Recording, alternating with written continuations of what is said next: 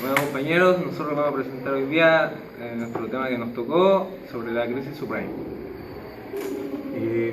Se supone que hasta el año 2000 Estados Unidos venía con la economía en crecimiento y empezó a ofrecer unos créditos eh, hipotecarios, incluso a gente que no tenía la solvencia como para devolver el dinero.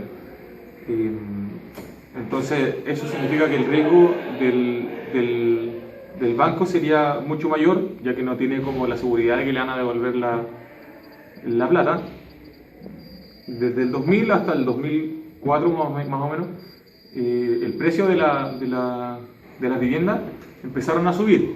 Entonces eso fue foco para distintas entidades. Ya no era créditos personales, sino que ya eran de empresas.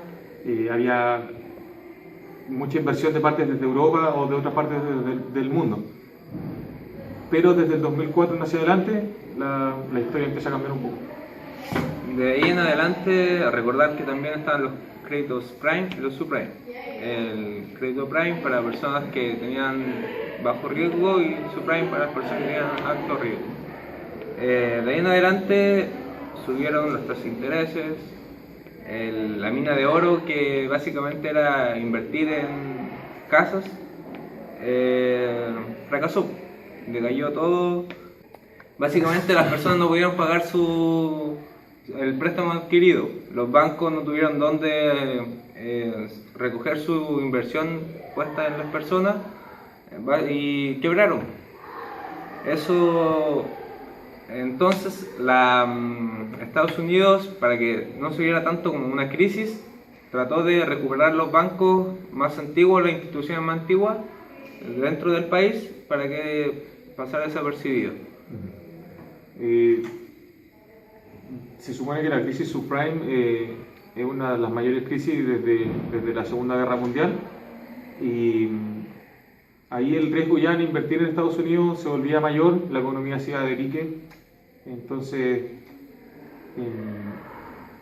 como decía el Luis, eh, donde no había cómo recuperar la plata de vuelta, empezaron a producirse como unos embargos. Entonces, ya la cantidad de gente deudora que no podía solventar su deuda, crecía en grandes cantidades. Entonces, eso fue lo que tradujo una crisis tanto en Estados Unidos eh, como en el resto del mundo. Como dicen por ahí, si Estados Unidos estornuda, el mundo se enferma. Entonces, todo el país, tanto el país como el mundo entero se vio afectado por esta crisis.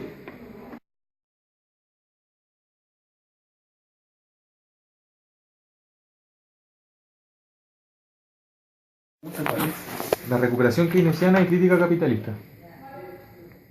¿Qué crítica tiene usted sobre el tema y cómo? Bueno, los keynesianos generalmente proponen que las crisis económicas son creadas intrínsecamente por el capitalismo, por la libre empresa, y son inherentes a la libre empresa, y que la solución correcta es la intervención del Estado a través del gasto público. Esa es la propuesta keynesiana, básicamente, y socialista, diría yo también, que esa es la propuesta. La versión libre empresa, diría yo, ¿no? Porque el capitalismo es un término confuso. Capitalismo es que hay capital y que hay dueños del capital. Hay capital en China y en Taiwán. Ahora, el dueño del capital es distinto. En Taiwán, los dueños del capital son gente, empresas, inversionistas, y en China comunistas son los dueños del capital son el Estado. Entonces el tema capitalismo es confuso. Yo te hablaría más bien de la visión liberal de la economía, del libre mercado. Bueno, la explicación de la crisis es excesiva intervención del Estado en la crisis subprime. En concreto, lo que ocurrió es que varios presidentes de los Estados Unidos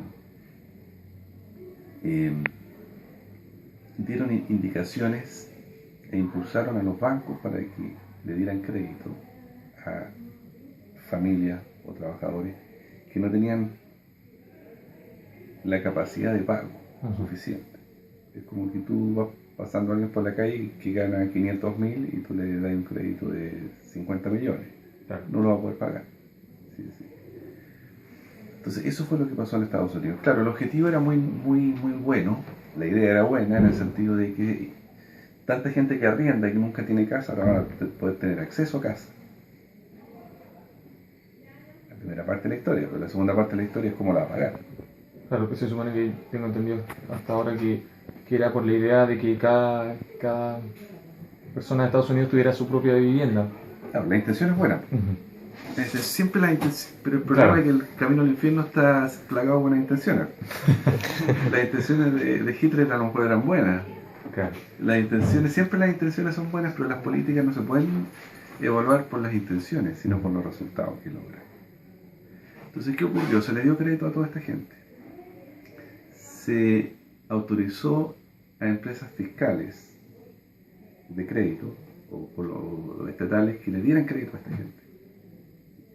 Se empujó a los bancos, que son las instituciones reguladas por el Estado, uh-huh, para que los bancos le dieran crédito a esta gente.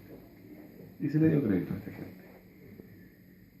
Y finalmente pasó lo que... Entonces, bueno, eso generó otros efectos colaterales. Por ejemplo, cuando salió toda esta gente a comprar casas, los precios de las casas subieron. Imagínate que le crédito a 100.000 personas. Claro, hasta el 2004 los precios empezaron a... Todo el mundo fue a comprar casas y los precios empezaron a subir. Entonces compraron caro más encima, ¿cierto? Uh-huh. Si valía 100, pagaron 120, 130. Entonces tenían una deuda alta. Los dividendos eran caros. No pudieron pagar. Y el precio... Y por supuesto que un montón de estas casas salieron a remate después. Uh-huh. Y como salió tanta oferta ahora de casas, que dieron vuelta toda la cuestión al revés ahora, los precios cayeron. Entonces, cuando fueron a liquidar esas casas, la persona tenía una deuda de 130 y la casa la vendieron en 80. Uh-huh. Perdieron. O sea, todos perdieron. Claro. Esas son las cosas que hace el socialismo. Uh-huh. Una pregunta, ¿cómo podría eso repercutir en Chile? Todo esto de la crisis subprime, ¿cómo repercute en ese entonces en Chile? Por supuesto. Chile es una economía muy pequeña y abierta al mundo, por lo tanto está muy afectada por todo lo que pasa afuera. Uh-huh. Ya ves tú lo que está pasando con el precio del petróleo, con el precio del cobre, todos los commodities, cómo nos afectan a nosotros en el tipo de cambio. Es una economía pequeña y abierta. En el caso de esta crisis hay mucho contagio de las bolsas norteamericanas. Cuando las bolsas caen, las bolsas latinoamericanas también caen, etcétera, etcétera. Eso afecta a los fondos de pensiones, a la AFP. Imagínate la cantidad de plata que perdimos por las buenas intenciones que tuvieron los gringos. No los gringos, sino en realidad un par de políticos. Claro. ¿Cierto? Así que estamos interconectados. Por supuesto que nos afecta. Nos afecta nuestra riqueza, nuestro patrimonio, nuestro trabajo, etc. Eso ¿Está claro? Sí.